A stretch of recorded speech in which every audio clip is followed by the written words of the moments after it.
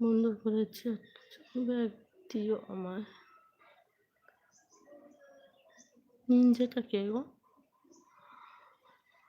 সামলানো শ্যামলী, তুমি যেই হও, তোমার জন্য একটা কবিতা লিখছি। আমি শিওর তোমার ভালো লাগবে কবিতাটি। সত্যি কথা, ও গরিব হতে পারে, কিন্তু ওর মনটা খুব বড়।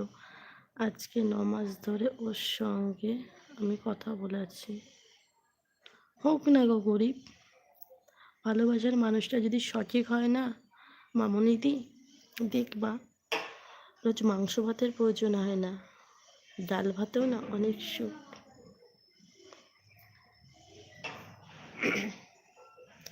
একলা আমি জেগে থাকি, কান্না চোখে ঝরে, ঘুম পাড়িয়ে দাও না